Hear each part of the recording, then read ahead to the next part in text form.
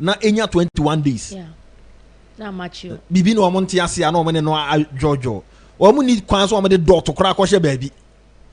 Enso Abu Ramadan call Supreme Court efa National Health Insurance card and NDC for CM Fantrodian. Supreme Court to share Electoral Commission say won't mean yes adian. In fact, obi kra di bia yakoko ifrim. Sa na man ye bu no. Abamba mi kro we nya odia. Ukro man kasa kra ho nya odia. For Chief Justice to remind you, say even President and Vice. Say nanwa mampani ora dom level. Mampani kan so onko leave. No onfa na dwuma nto ne ade no. See asosifo e omde call Supreme Court. Supreme Court to twi mampani anim kan che say krachi. Yeah, woni sa to me e ka kiro sa office no a creation of the constitution. What de no ho? Do ntime tran office. Wo said ode wo ho no sa office no so de no ho. The woman on our appointing the they said we appointed Chief Justice. I'm a family kwan so what de no ho. E ji sa de no maybe nsi bi osune e ka kiro mampani. Aha nye yi na obe o de mra bia be show nsem. Na do say bo me ne hwan. Madam was me gitum. 2012 election. Ora tuguba. Omo ye no fechire na do say me ne hwan. Supreme Court na akasa me gitum. Oman ni ye nti yanko anim ye nya appeal bia. Ye mompa ye ma John Mahama. And now John Mahama really no any 3 minutes. And nam say ye me ya bo na baby obeko bi ese kwa me nkroma yi ne yente sa voice ne kakra. Okay. Happened to you? I'm in Nkrumah's Ghana. What happened to you? Everybody looked up to Ghana as the model of democracy. Today, we are a bad model of democracy. Our judiciary is not independent. All our state institutions have been destroyed. Away, yama obedi mampani ye. And now, ojina baby. Na no a Court of Appeal can say atoforsen. Emfa no ngodi ne ne obebo ma baso. Ene de na omo penny a wokɔ ha no abaha no wokɔ ha no abaha no utibom na ono abo afa kura de adane atenie o Omanfm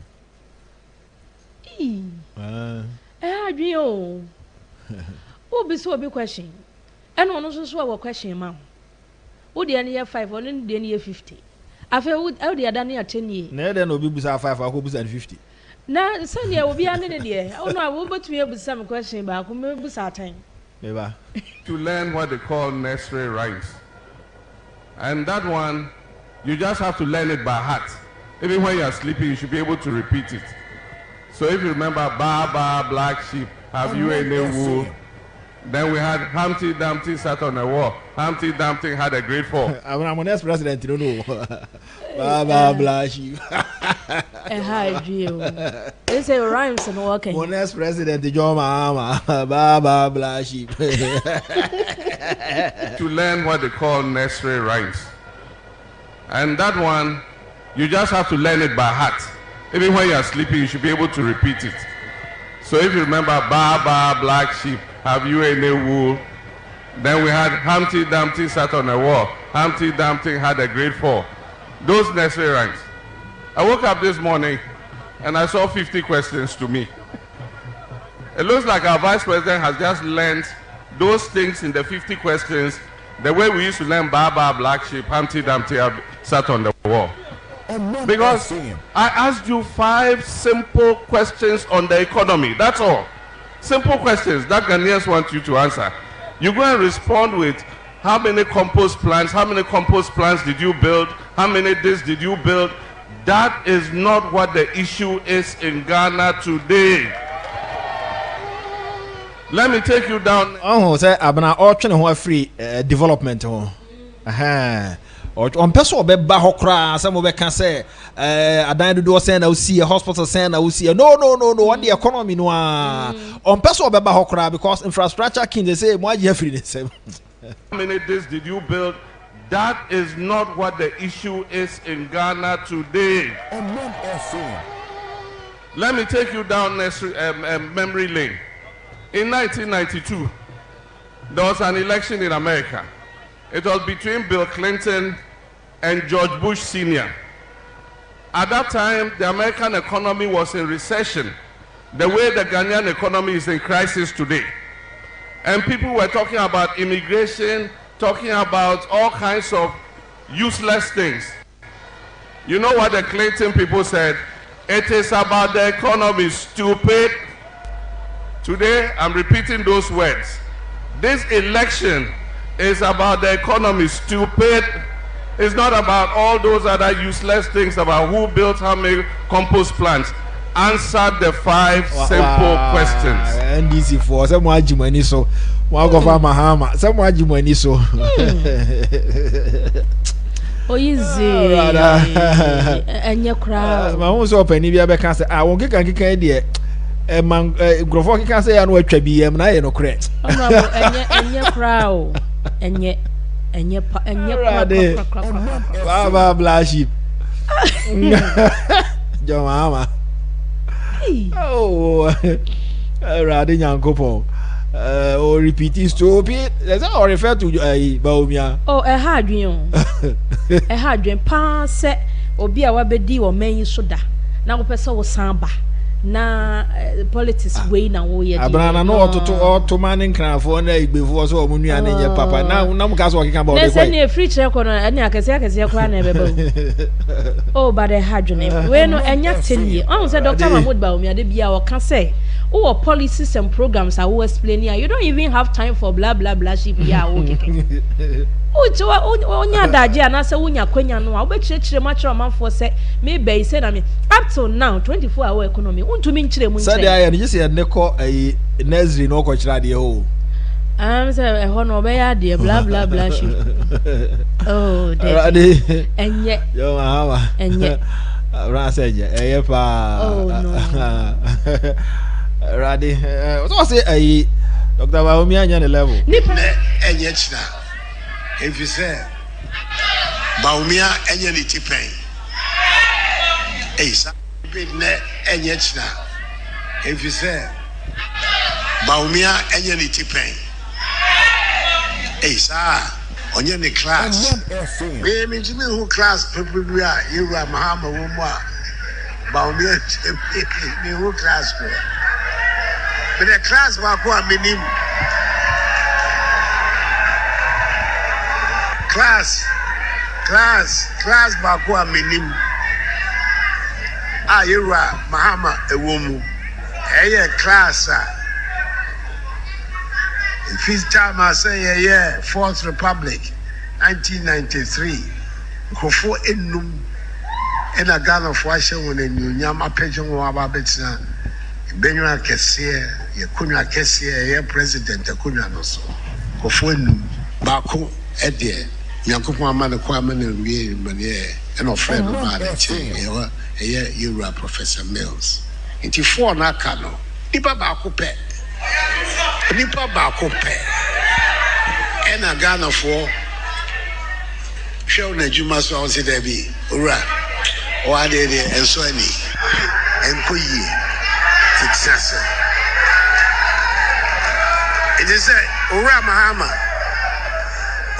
also was class here. There's a class of 1. Class of 1. I don't know what was our classroom. And your class, I'm a person Baumia about the classroom. The B. Baumia, Yakupom, and Macroeconomic of Conyana 7th January. Or better was review. Or better full review. What about the Rollins, Kufo, and the Memiso? Mahama there no one-term president no there near no any about the Amai Baumia. It is a some person it's a class of 1 or woman until to be the Baumia and a ponso and Casa. Well, now as on Wara, you don't say. Yet so say class of 1 also there and yeah the papa. I only classmates. Presidential candidate, I would only classmates. Uncle Nam.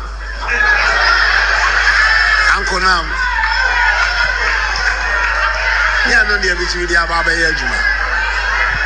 Ghana phone the Madukuntia, Emalia, Uncle Nam. And you more bay, no, answer any. Anything a man a chance, no. Now I say, I feel the Aquafana baby. I feel the Aquafana baby. Yes, sir. 107.1 Swini High Omanfm Kai say the one crater and Munsem na yade mao. Good morning to you, Liv. She says you have issues obeying the Supreme Court, but you go back to the same Supreme Court for redress. Unye Bremasa. Referring to Abambabi, or that's it. Oropoku says, why AB, since we don't have left honorable, I have always regarded Bagbin as dishonorable. Okay. May that say so do the Abba. Now Alfred Boahin says we must not make NDC keen on the economy because they have not professed any economic policies. Yeah, that's it. So Ode Abba Frank Stone, assemblyman, and he says, "Good morning. This is how radio is supposed to be. How you educate us every day. Omanfm shaping the nation and part from Kitase, Honorable Frank Amankwa, assemblyman for the area. And now I say so Ode Abba." And this one says, "Very sad. A statement from a former president who still wants to come. So unfortunate. Nana Kunti, Nana ma also yena wasi say why join yen with your text message." This one says, "Have you forgotten Mintiobia? JDM and NDC don't respect our constitution or Heneko feature Adenta sending that one. Also ma yena wasi say also the text message ajeni Mahama is frustrated because all attention is on Dr. Baumia, number one." Okay, Mame Isi Williamson, so I say, Sawodo dear Ediaba, and my own brother says the minority in this parliament has profited from the executive more than any other parliament.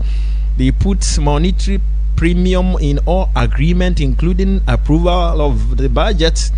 Ironically, some of the majority MPs connive with them to milk the state. I suspect they wanted to use the same modus operandi, which by the grace of God, the majority leader aborted this plan. Kudos to Honorable Afenyo Maken. Kwesi, but that's we are quite bonny power. Mamen Kwamano, so now questions are. Ora Mahama Ediama Dr. Baumiano. One more nimi economy. Ya omote ase ebrebi omodo omani di akire no. Emu ba kon openia ochirade University of Ghana. Na osan so a research fellow Dr. George Donfe. Ya kon ho say sa question si anu yiye wo ho. Ma yintie no openia mo ache. Minia bema ya da se anopay na fese edru nsem a technical na obi fielder ye be ko ho na ye tie de nipa kro no so eka de afa ho 5 questions wodi wani ade akire na anu ye ho yo minia bema amina wasina menchia atifu nyina na menkase nkomo no mani ade akire this week fa ma mekra ma ye ho I matchere ho article binti where are you near Bema Gordon as I video on the front page na an ABC newspaper. One say about Jose John Dramani Mahama contributed 343 billion to Ghana's debt. I know you're John Dramani Mahama. The second question na ukubusai. Na mami nkase bia ne nkofo a omo tunu fofa economy hono.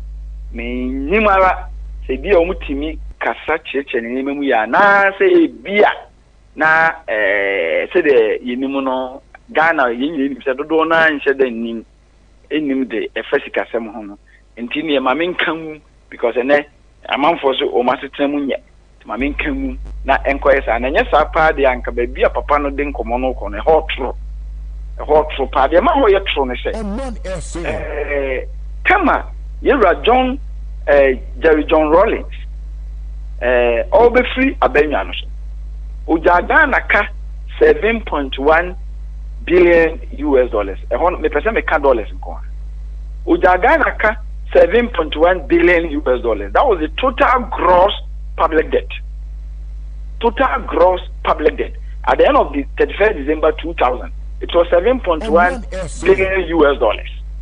Now, some are making Ubia bet me a Bank of Ghana, Ministry of Finance, on my website. Oka bonza on my website, no more annual public debt report. Annual public debt management report. And every year, the omoye. Every year, the omoye. Omu throw back be about 5 years. You know, my train analysis. It is some making a busimu cancer. Na me trust so ubi a wotie ma no pebia ya omomodo onko Bank of Ghana Ministry of Finance on website na on share annual debt management reports no on bie no on hwehwe obehu figures ya making the intra maker say no ya na me ta kasa mo video so a ya ni ayen krofo bi a omo so omu ye MPP for no menim bone a me de aye won omu tia why na be send me I mean a bit dim home come be my meeting baby ayana assessing do so what I say no one day me pebre na ma ba ho ma be trans studio na ma cheche ni no say uni uti assembly amaka na ofi say uni me nya adwene a me so and from FD so don't call me on air, come take opportunity, come on air and tell the whole world, because look at me no catch the whole world say your do first this is wrong, and once you bring yourself to that domain, I will follow you there for the whole world to see that you are the one who is lying. Now now I mean it doesn't help. And no, I mean the substantive matter is meaning I'm Koso. Say Obia what TMB so when I also a professor of economics who day. That is not, I mean, necessary. I don't even want to hear that. But may say, Ministry of Finance, Omu reports be the BRCB your friend, Omu up to the annual debt management report. Now, Okoshe, that's the figures I make, who is a cry. Now, so called professor of economics. Now they are about I care less about who you are. I'm a professor of economics in DBA. We are talking about what is happening in Ghana. We need to talk. Yama a true afanokre. Now, me say, you are rolling so the corner. Me purpose will be best for videos no be challenges some make some boy. Now, Ghana kay total debt 7.1 billion US dollars. Ghana ye kan ye di nyina no. Oja, sa kan ma yura Jonathan Kufuor ba Ghana ye ko hitrick e ma ye de kan bi chicheche. If you know Santino, Jonathan Kufuor addition, see, there or the car, a car over 2 years. Not sudden previous, a new 1 billion. No new 1 billion. If you Jonathan Kufuor be hono, not a car with genuine, it was a little over 8 billion US dollars. Or no, 7.1 billion US dollars. Which are a little over 8 billion. Nagana Fonti. You're John Mills, and you're a hammer, the cabo more mobile. Omo bakono na omu jana na Kufuor adoka 29.227 billion US dollars.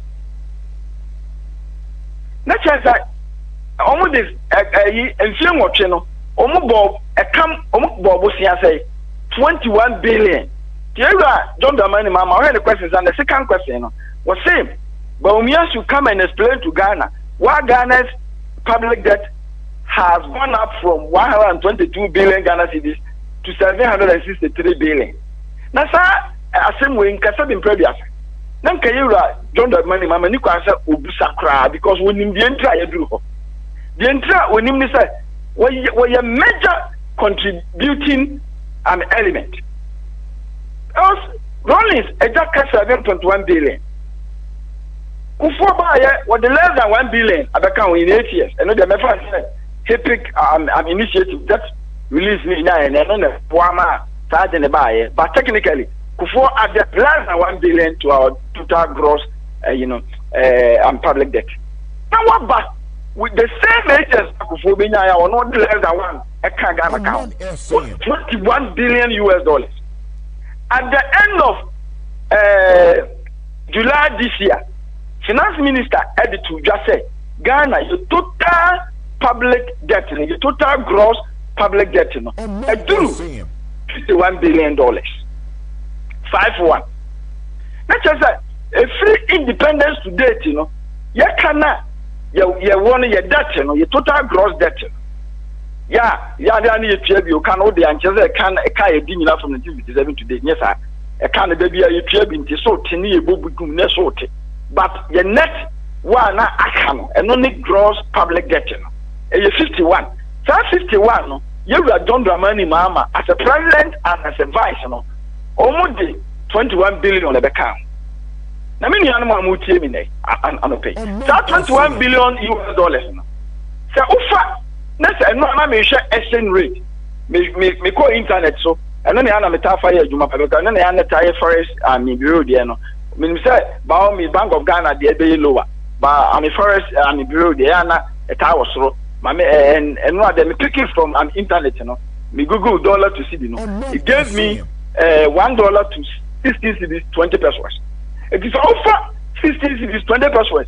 Now they multiply by 21 billion euro. Don't do money, Mama Muja, and a boy and a car, Busia, the car Ghana Kahona, net Busia, a car boy, Busia more than that, but the car, net enough the car I make say 21 billion. And yes, I mean, a car Busia boy, they bought 21 billion. Name the net addition because or buy not the net total debt na wohono said the church or buy and 8 billion or the corner na akoduru 29 let's say or they say 21 account that 21 no would the 21 multiply by say 16.2 unya 343 billion Ghana cedis. Let's say ya kana wasi wo busa ba umi ade ntra every 124 could do 763 no. As a vice president and president, now by contribute to 343 billion. In this accuracy, when you say Ukubusa about me, almost on one. The answer is so obvious. When you have the answer with you, you don't go out to ask another person the question about the answer. Yankwa yanim kakra de wo kan enkomo ya no mo de beto abonten no enye nchechiremu aye ekofom sei but on bubo figures na edin de na ama o kan se yemfa nko dolem na o de ko dolem yi ama ekosrosa ya o de ko dolem a ya na ema uhu se so the mekan no Rollins Jaka 7.1 before the almost 1 million the car Mills Mahama did 21 billion the car and Nana Kufado so did 22 billion about the counts Abrea Kase. Nana Kufado Obetan so also the 22 billion. It was a Kobasa sorry, make 22 billion and they have also the 21.8. Yeah, I don't remember Mahama the $21.15 billion Naka Ghana Kaho. Yeah, Nana Adosoba the $21.8 billion Naka Ghana account. That's almost me no. I said almost the same, almost a term no soon be but almost the same amount. And a day, almost the day, I can't Ghana account. Now, apart from some almost the same amount Naka Ghana account. The meaning said a few months ago, Nana Kufado, ya Ghana your total commercial debt not a 13 point something billion US dollars. Nana Kufado a sa nkofuna ya no mu wo sa apamno ya jiskafi o mo commercial ono motimi akasa mo nyanti ase se o mo ya debt restructuring ama o mo asubject debt na ya ne yedi wo no they have subjected it into 37% haircut treatment 37% haircut when your first haircut domestic debt exchange was not haircut they are not make it wey na beta fa so ebo Ghana for amane wey entinan do na ne ye 13 point something billion na e commercial na ebu ye kon no ka 350 you wan make asa yo sabre no omudia omati ase so omu cha 4.7 billion US dollars yeah said and omaka so chagu no say na ye DP e bele hu people ye young people nay we are can is the carefully. If you were it doesn't matter how much an Akufo-Addo is going to borrow before he exits. At the time I will be free Abenya no so sir because in here we are the total addition to Ghana's debt in terms of dollars will be lower than what President Mahama added. For now, all of them have added 21-point-something billion US dollars. But after that treatment here, haircut 37 haircut treatment, commercial debt here, Matias here, I will be because no muguzo so no. Na Ghana, you thought an Akufo-Addo, in addition to Ghana's total debt stock, no, yeah, and standard at 21.88, no, a back of form. Now, many of them, the entire offer $1 now, who say, Nana Akufo-Addo, they kaka home, any. That's what Nana Akufo-Addo buy now, a can yet $29.227 billion US dollars. Satam not $1, and 4 cedis 20 pesos. The very day Nana Akufo-Addo, President Mahama handed over power to Nana Akufo-Addo. Not $1 will be a dollar to CD 7 January 2017. It was 4 cedis 20 pesos. It been back at the 4 cedis 23. This is back at the 4 cedis 19. I'm looking at the average 4 cedis 20 pesos. Some 4 cedis 20 pesos. So they multiply to 29.227 now. Ubenya 122 something billion Ghana cedis. It's another car. You are done the money, Mama. To Wakasa say Uja 122 and then I could do 700 something. He is right. Mathematically, but no question, Muno. Brunibeka said he's being disingenuous as he's displaying disingenuity. A honey me problem. When I go for Dubai, and then one more Busia das and 29.22 billion US dollars no better no. And one car at that Ghana at our as our gross total debt and the entry being a moving car one. And about this time that no. And Kabaya 470 something billion. That's a okay 500. It is our time on the Mibuso. Anka Yabe de send enough for the Ghana Kakosoro, Wabra Obaye, Omo Busia. It is the only say Busiana, a Canayana man for Cano, and a depreciation. And yet, here's the penal, and 122, I could do 700. And your depreciation. Until I make us say, yes, sir, you're a don the money, Mama, what did Ghana so that, why your name, baby, assemblyman, what he has apart from assemblyman, or Consul Namishano, or the MP, or Parliament, the BI read budget, the BI Casicasam, a young woman in our answer we ask. Now, Ophiano, or Sabe, a vice president, still a part of the one Chelsea, Yakam. I'm not sure as a Bank of Ghana, they are the active draft OCD. Now, you can any OCD. It be a foreign currency. Until sometimes, often in Nana, they call one the commonest, foreign, currency in a US dollar. What they call now, about into your Bank of Ghana, Omuya Omanwa debt management report now. Once almost quote a cano dollars, no matter quote to the cities. So the Bayer, a Bema, wow, shine wrong. Didn't cost a baby abobusia baby. In any case, Sabra woman said John Domani Mama, go big because Michelle needs to sit here. Me Mompire man is Omama president. Nessa Obaba president. Nessa won't so Mobusia than 51 billion at that ho. Now and then $1 I say $1 is about 16.2. Now $1 could take care 30 cities.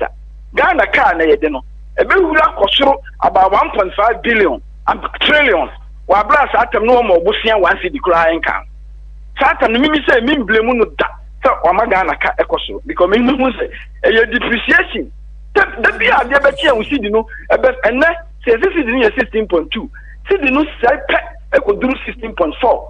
Total debt stock no, you see this no, goes up automatically. While bra uncle Bob was here. Why a former president and catch him on these areas? It is what the bar one today, a busa question. Make one can 122 and then I could do 773. This is Boni Beka said, you are trying to display disingenuity. You are trying to be disingenuous. I said, no credit na person Beka na woni say, "Oka amanfo nse da nimti afreka sia wo sikasem dino, oka amanfo befa." And na me no ka say social media, enkomo da kwa no. About we have best say woman no. Wa Ghana ka bebre ba ye de 122 billion what the cost am 760. Ebre bi mia minipa bi ya minipa kuku damfo bi a say be onso wa ben pa ya we professor. Okofa say me ba ni ni di nkomo. O say wo George de ye ka muma ye nyina ye nye wan na ye mpam sa aba money we firi so. Abaya wa bobo sia share Ghana sikasem na so Ghana ya man say this na baby no betia betia so kasa o mo busion prof na ababi abobusia na wo ka busia bona the bigger your GDP the more you spend and the higher your expenditure the higher is going to be the total borrowings away na you don't the money ma me be na Ghana GDP no and nam 55 baby 56 billion and your GDP the total GDP 70 something 75 and beyond billion. It's our GDP, no? And in the last 8 years, it has gone up by over $20 billion. Now with GDP, no, it means you need to become money. And after that matter, says Obusia now bono. More. Look at how much you were spending. I'm already Udika first start. His car they be outspending. As you other family members join, you know, for herself, Namoya Casino. Our economy na Casintino, Usika Woody and so now the Kansunya Casipe. A combination sources of income, baby, now Ujibano said one none yet. I'm borrowing, you say, if it still remains significant, naturally, no, a question. It's right for buying. We are Busia or the back because of debt released in Inkin, or the 1 billion back on my euro. I don't know buy economy in GDP. A call only 21 billion back on. You're moving car and get the funny said because the economy size has become bigger. Now, moving not go for the buy. Not go for the buy. In spite of the fact that the economy size has become bigger, no, one also almost 21 billion penna at the count. Yeah, I'm not saying with the debt release, no, back on. No, you're man. Now, those addition to Ghana's gross public debt, no, will be lower than what former President Mahama and Mills added. It is a why you see also the army can say Ghana some acquire certain piano, Ubaku baby na Ubia Jan and I, Ibi Mecano, Mancani, you know, Okachem, Semincani, Ubako no Ubia Jan and I, or Tim, my home, Ubi Chum no Queen from a pet. Now, what shall you know? Didn't you say? I don't know about a bonus. That's exactly what we are seeing because we should there was objective analysis, academic, not this academic and a professor, then you've been American, but academic, serious academic analysis. Now, the Wabra and your title now be a movie who said, we are no different, you know. Name who can say ye can. It is obvious, not economy no size near smaller. Now, so your interest payments require also. You are John the money, Mamma Mobless, 2010, and you who said Ghana, we have become a middle income country since 2007.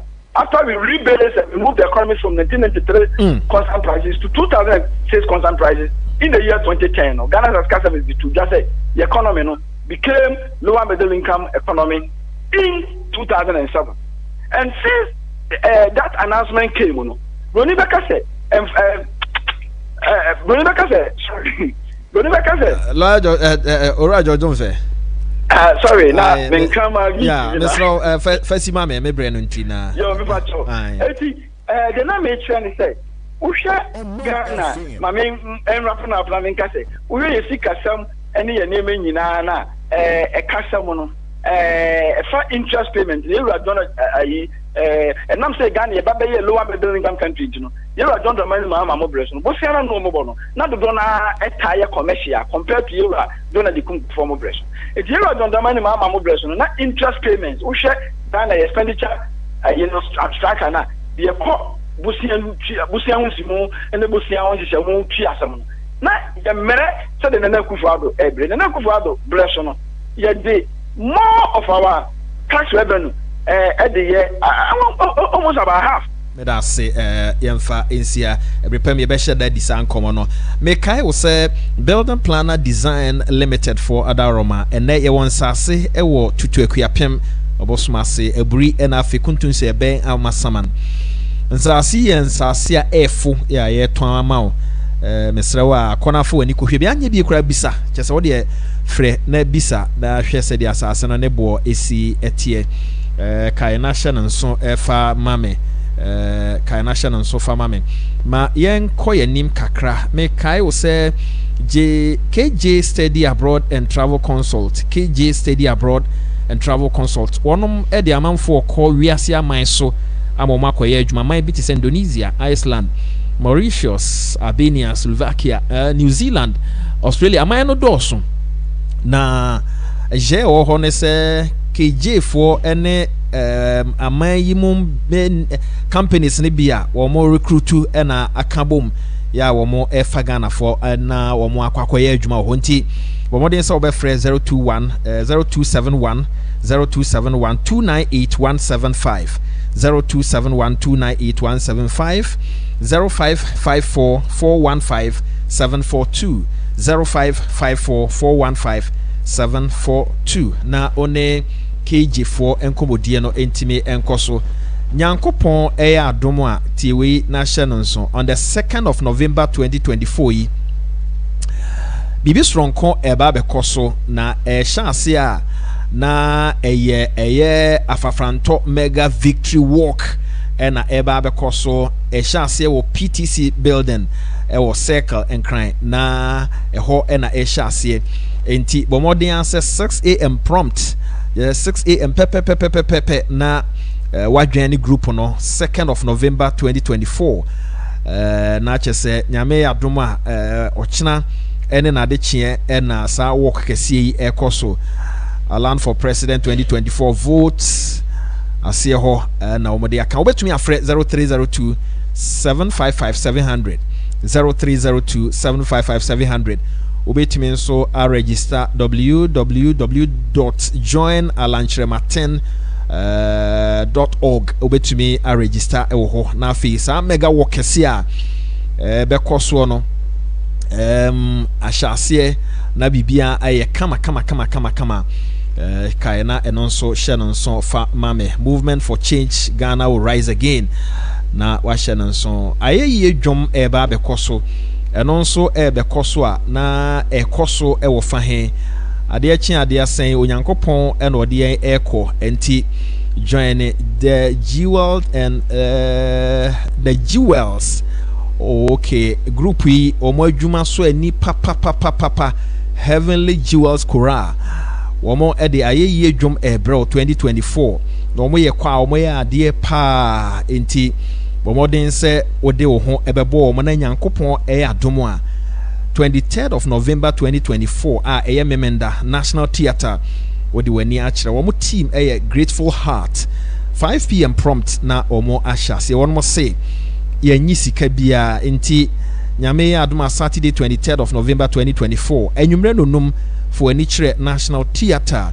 na ko na afi koti onyankopon ayeye nyom na oho insano kaise ye kwa ye be ono an odi eko sponsors Antia Masadina na tomato sauce na afi Dams Group ene wono mo akate se Jeb Medical Service wono mo nyina nso ka ho no mo boa ma ye dwuma atumi akoso nti unim hwe kra no kaise nyame ya adoma memenda 23rd of November 2024 National Theatre adea heavenly jewel kora for ayeye dwom de amatwe di ampon 2024 wono ma Francis Amo na free Empress Gifty say omo metai omachi na omo nso mwa emadwumadie no entimi enkoso National Health Insurance for some kai so won register ya register wanya mfie duoso ekra o de co hospital a free na wakaya hye so register wi a won ko mo office bio ewu a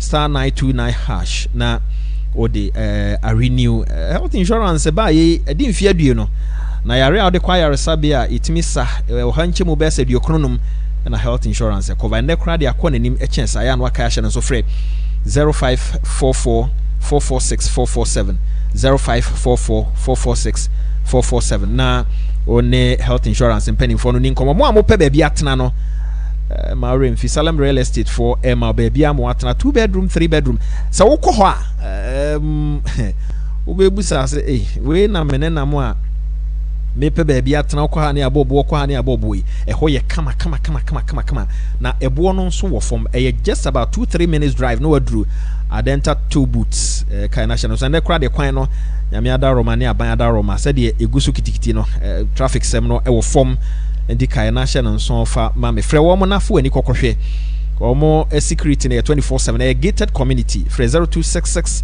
614 953 0266 614 953 na any wo mo nkomodie ntimi nkoso Rock Care Clinic se men kai o se nyame ya adom na niema nyina ekoyie na se bibi kakra bedu nsem a anye bia no obebo apesi bia di na ye didi ye kɔbai die ye ne yare enenam omo ma vein capsules na CC o prostrate no bra odru mpanin fie so ye ma pakum ema ne mema edru no eye adwuma eba no de Janicure 442 ena e kan so ye de no ye Akamin natural mineral water Akamin natural mineral water ya ne no so aka no ahye no so e de ama me 0244 183230 0244 183230 na woni Rock Care Clinic for nkomodie no so intime enkoso na bibia enye kama enfama door master for ena every one mo apono akesi efree Turkey, Israel, China and afi Germany in fact apono eye kama na ya na yese wan kasa no obefre na odi wani akwakohwe ni ayede to edan no inside ni ayede to outside ebi okra bulletproof etuo ntimi nwuram wo hwa apono mo de aba no na wo hwa dan ayi sini Ghana hase a o ma to mo bo ase ahwe o ma kofa ho apono e de aba kwa benyafo ACP SJ Junction won sabe kan mo nso a mo wo su hom fianko ho nso sabe kan mo pobi man for tobuto on sabe kan kumase ahensan o mo ne China mo no na hwe ni mo tema nso for mon kan na mo nhye no nso do nya ekwan no so Adepa Junction ho nso onsa ebeka eye door master fonti utwamu a na wato bo ase no akɔhwe wo bra odan no eguso no otimi kora togu ho na wo siesi ho kakra 0505 892 268 0505 892 268 na ene door master phone komodie no so entimi nkoso ma menya akwankwa nim kakra yo honorable the new crusading guide democrats ano ena ekrami na what they aba nim ha was ba omia unveils go right to revolutionary employment in Ghana's transport sector. Na dia wo kan say enra Dr. Mahmoud Bawumia. Yeah, na me hu word ni ye papa. Wo ni na ne bo no na na aye den. Da bi me hu ni ye papa. Na enra fifi be ka say atwi.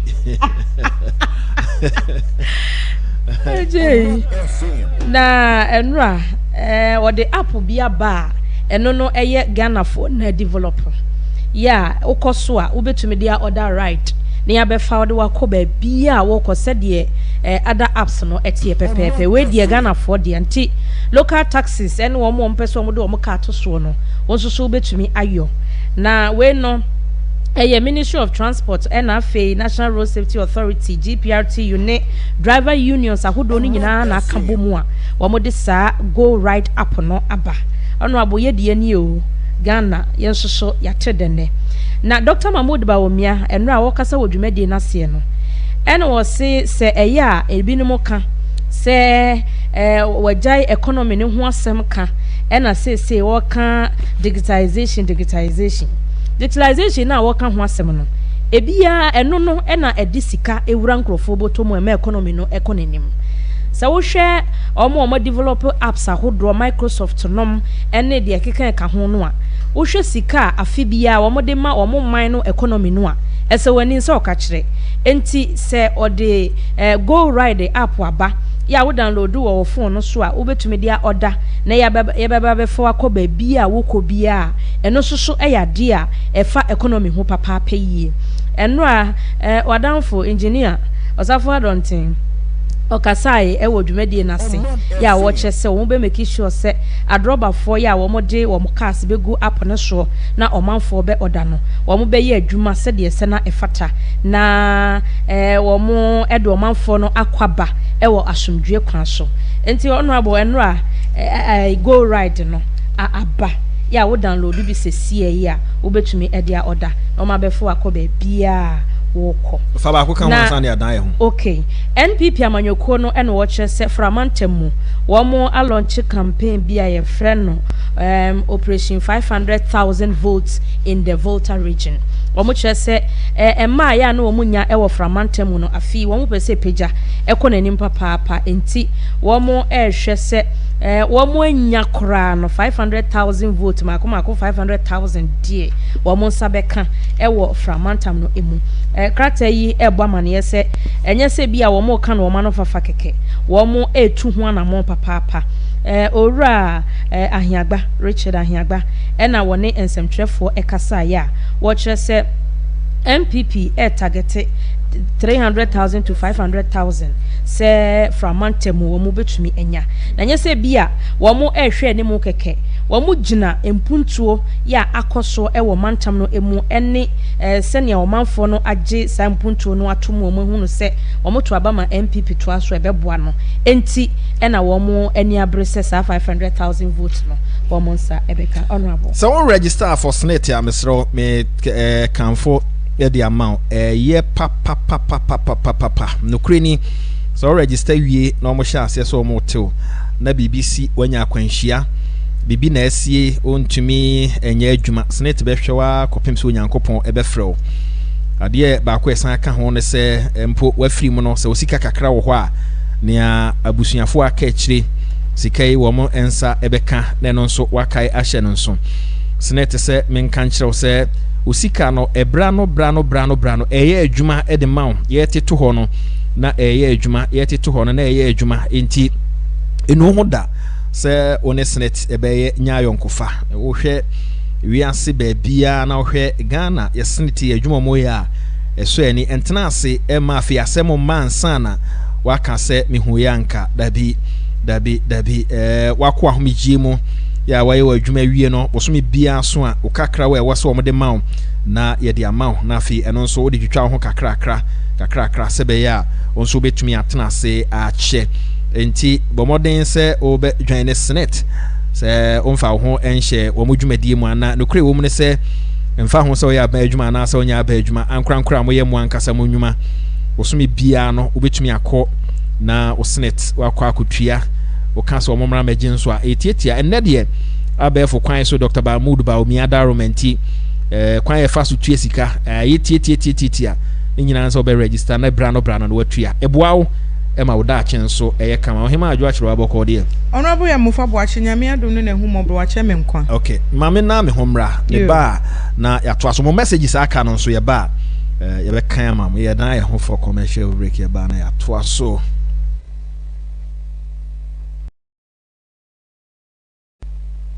Charlie, I dey fear for this year's election. I hear say ECF print extra ballot papers for back. You and your filler. Where did you hear all these things from? How does the EC print these ballot papers? Process ne friendship there.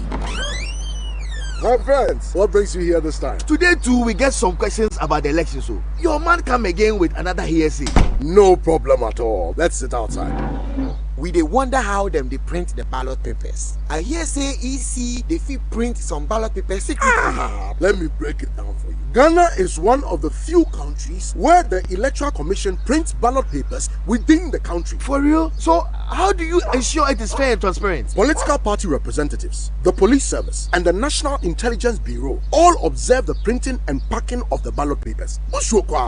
Now ballot papers nin swear. How can we be sure they are genuine? Ballot paper BR a serial number. Any ballot paper without these official serial numbers are fake. Party agents record serial numbers for each region, district, constituency, and polling station. It is almost how do we know? In fact, Ebin said that there is 24-hour observation. From printing to armory to polling station, everything is closely monitored.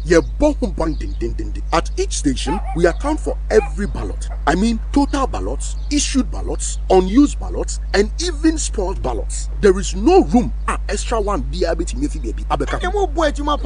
This one be serious work. But that is how we ensure that the election is as transparent as pure water. Now we know the truth. Therefore, when the ballot papers are packaged, every political party has their seal on it. Look, the process is monitored all the way. It is Frenchim. Everybody make Iredo. Nobody they sleep at all. From Kinkins to Kankins, 24/7. The EC they work. 2024 elections. No libilibi, no labalaba. It be Frenchim. It be clean. No kululu.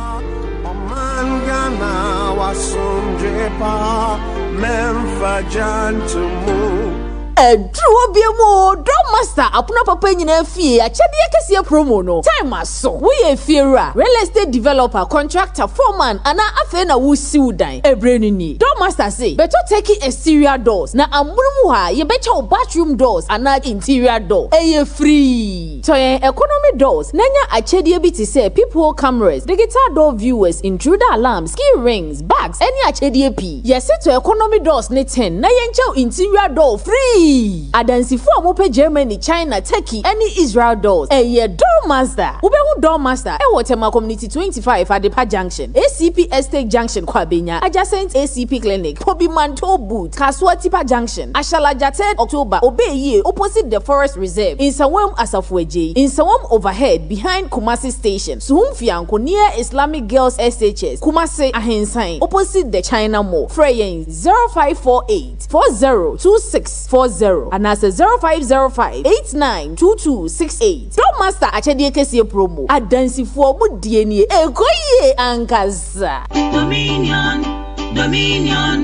Dominion Herbal Powder. Say you can say Dominion Herbal Powder. Emma immune system and then kwabo wo ni pedrum ni yet. Na the senti what adi ya resun kunimu a. Ehu dance be ni o. Adon the fine pa manumbi. Tina me di ho dance no. Enya ye say me say Dominion Herbal Powder de. Ninia enya amanfo dance yinti. Na be kanfo. Ne aye wo mi ni pedrum no. Eburo madwen ene menti ase so. Emma Dominion Herbal Powder. Empa wo hu de biara da. Asam no na da ho no. Dominion Herbal Powder. Enwanso anya wo su ohie wo tea cup mu. Na de atreke to ase bia gumu. Wo twanse tuanom. Wa wie Angels Dominion Herbal Center won kokko ene de aba. Apemfo aba ta mo manufo. Ene nkwada woni fiedum ye ne de won ka ho. Dodo afre 054 315 8195. FDA agi edwadie nkratoa yi atu.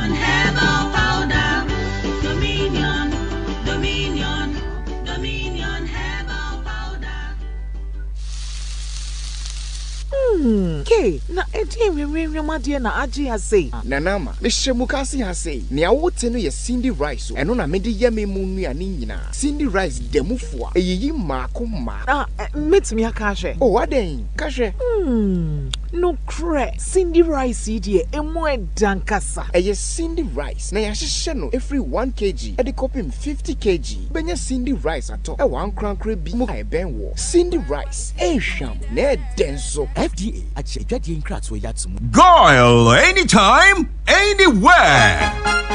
From Wa to Tumu, now Vrungo to Bolgatanga, Tamale to Salaga, Goil. Nkuranza to Banda, Kumasi to Abuasi, Tadi to Cape, Orokodo, Tama to Ho, Accra, and all over Ghana. Goil brings you quality choices. Fuel up at any Goil station near you. Goil, good energy.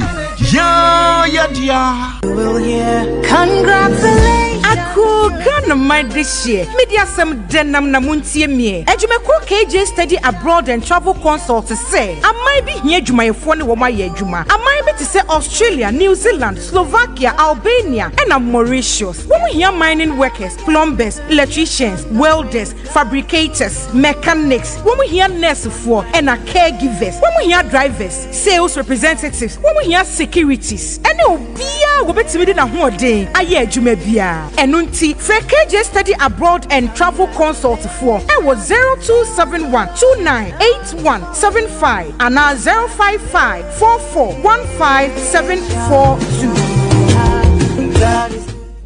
Ghana Fui Franco Esa the electrical appliances for Frabejaswo washing machine, Asian woman yopo CCTV cameras, and need all clear. I bet you know that. Several mobile phones, these are iPhones, Infinix, Nokia, Samsung, any the account, anyone says you see now. Franco, and I'll bring the papa. Ne water foam say Franco air conditioners, every 1.5, adequacy 2.5 horsepower. Samsung Franco TV, every 32, adequacy 85 inches. Franco, SSO tabletop, double decker, any chest freezers, and changing a mahoden cry. Franco Kwabata be a ben name of head office, a wada braka, one in Roxy Cinema and the Fred 0246 422 338 and a 055 5939 311. Franco Electrical Appliances Papa. Akuya na ase ho te sen mama o ti apon kakra na moment me say duane enti na me de front active and chance ni pepe mu nware pepe bia wo di a wo mra ho aba no wo ye front active cereals rich in vitamins, proteins and minerals, fiber and omega 3 so wom and blood digestion every 3 years equals 100 years obi atumi di bi na main kama which me di breakfast lunch and asapampo front active ebeboa pa the drink nso ni ye won diabetes ya de yatua no ana one person etumi num bie na e won complete Omanfm kan so tumi num bie na the test no jai oba normal main very nutritious and a front active junior in so front active junior ni formula no enkoda wadi 1 ekosi 14 years ya won mutimi ni di year from no wodi ensuo ana milk and mixia na wotima ni di na ni denti obenyiri fe ni nyina wo supermarkets and pharmacies dodo a Adepa Pharmacy Limited branch BM our Ghana from 0302 664 832 and 0245 915 254 FDA aji ejede nkrato yato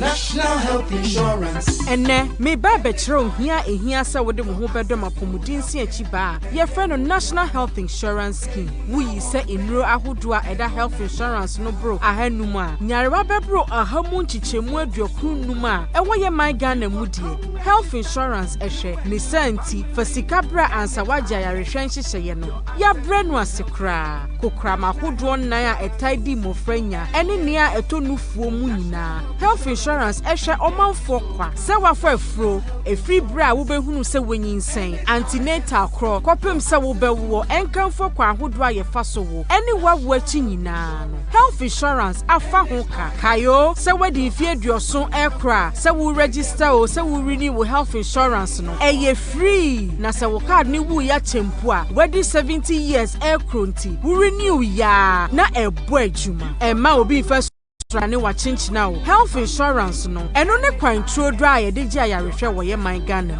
wo penhunumu bia download my NHIS app or Play Store ana App Store ana Tripni Health Insurance Office bia eben wo kai se enhihye ye bata ho wo penchetremu a frɛ 0544446447 ana 0302746447 NHIS your access to healthcare Sankratwe USA da Roma ne de brem Bema, efisa wo fa rocker for duro pakum capsules. Uso hunu ne sen. Pakum ama me male vitality service ne. Na wo oba nso edien na Genicure capsules. Ayama wo. Eyi me fiti kromu yaw efri me so. Esiesie me. Me wife de Genicure ama waye obesima. Oni how. Na Mr. Journalist. Yeah. How dear. Media ye Medfagen capsules. Medfagen capsules. A natural supplements for immune support and general well-being. And also free rocker na. Rocker clinic for no makonia bedie mu nyina no Medfagen edimu akotene pa. Sentina na say we look very young no. Enrode nyina apay for ma wo mo manu for no kwada wo ni mfiedu mienu nka ho. Emerima wodi mfiedu ngwatwede kronko na timi no pakum capsules. One for 024-888-5040 and 0244-183230. FDA aji ejede nkrato yatum.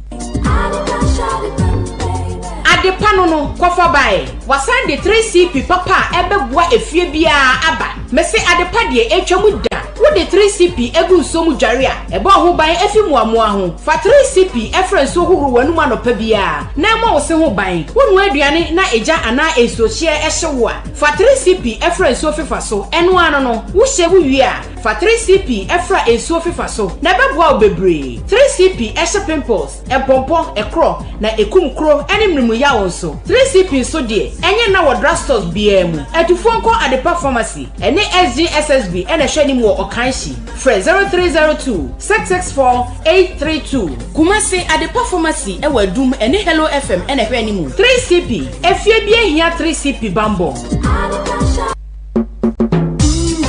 Shaping the nation, 107.1. Hey, oh man.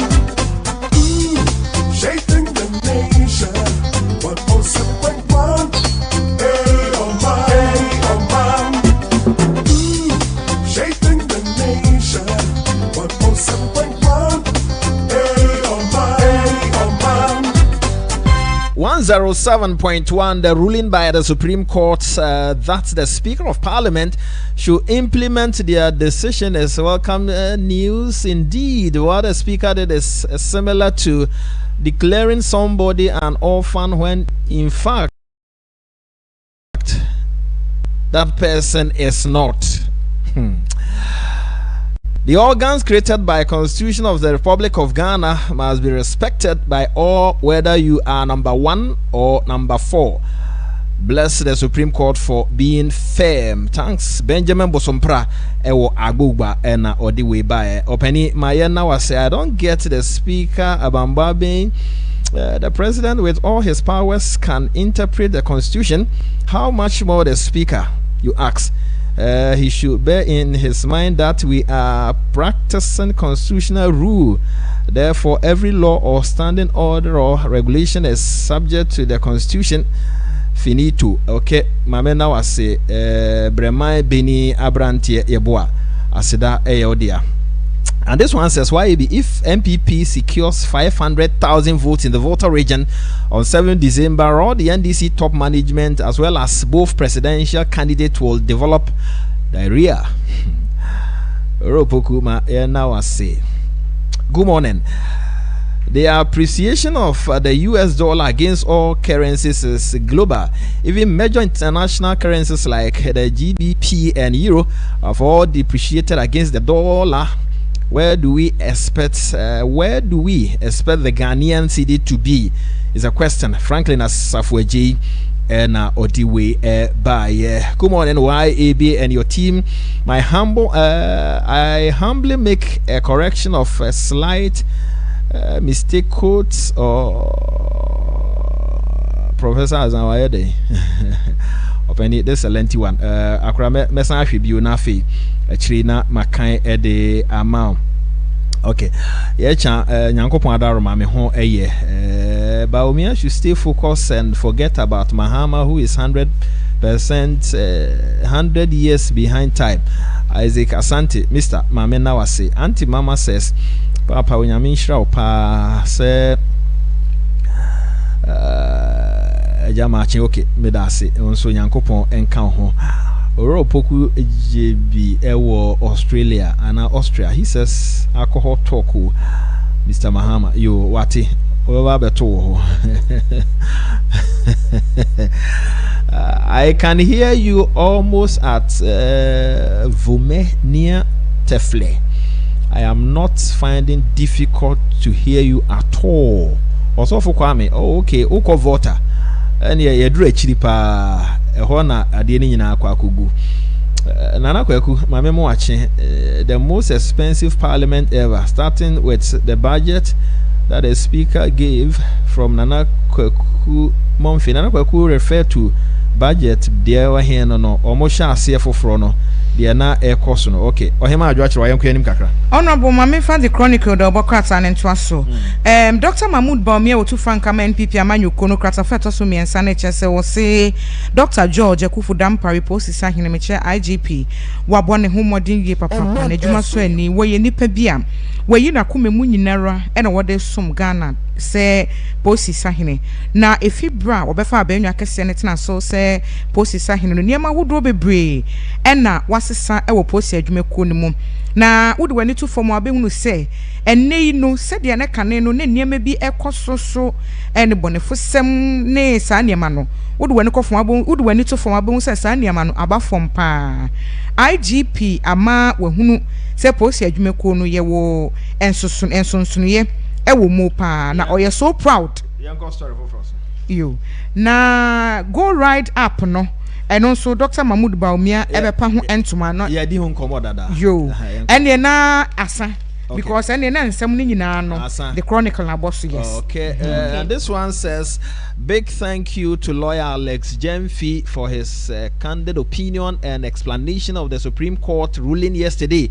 Clearly, if Mr. Speaker especially is listening, he should kindly spare this enviable country of ours called Ghana such embarrassment of worldwide magnitude. Enough is enough, but for the tolerance and law-abiding nature of Ghanaians, Mr. Speaker, behavior has the potential of throwing Ghana into constitutional crisis. Okusiku wadamfa and what do we buy? Abana yanku yo Ghanaian Times obokrata na egba mane se ukoboko a entoko asama ne homne so nti court we wo ho no nyina no Chief Justice so watum esan se adwumayefo a wo mo ewo court ho ajagefo clerk fo ne wo nyina no wo sesesi a no wo nkwada saniem nti se court we wo boko ho de enya de a wo mo eye adwuma ewo eho no kosi se bibia bedwo na wo mo behu sa fedie adwumayefo no ekọ adwuma bibi boni bia ento wo mo ewo kwem na Ghanaian Times obokrata ye ni mu anso Dr. Mahmoud Baumia na enra police fo a se wo mabeye ASPs wo mo ababontin na wo kasa wase no ena o se afia ba no aye ba beto ne hia fem election policing enti wo be sre police fo no se wo mo nyina wo mo na sobrane abra abato ne koso no na wo bo wo ma ba so papa wo che se na nsentem microphobia omo call demonstration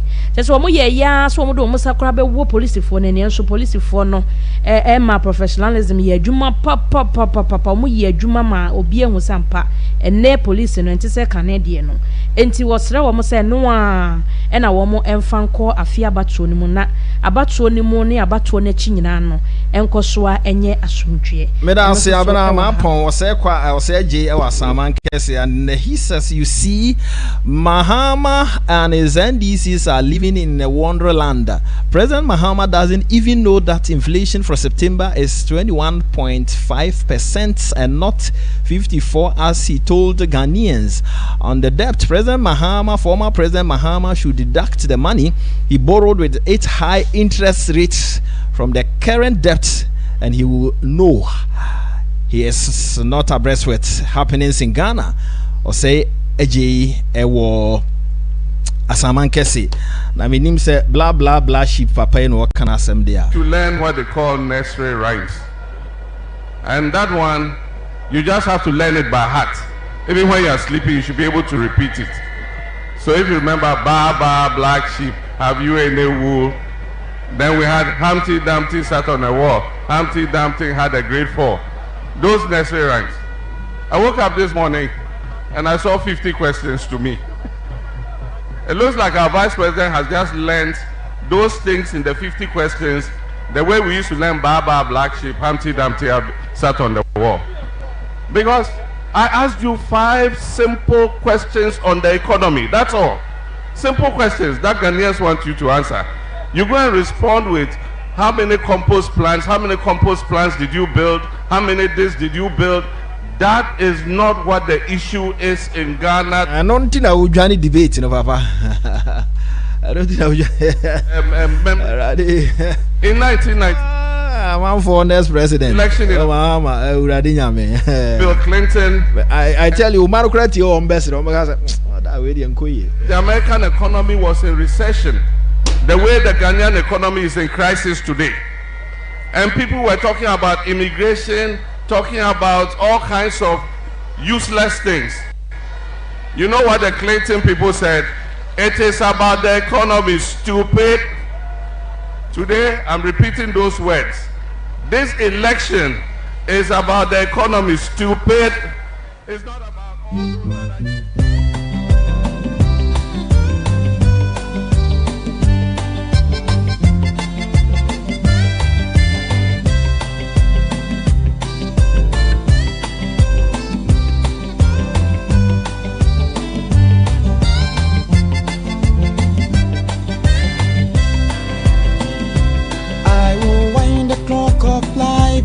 If I could, to effect some changes in yesterday,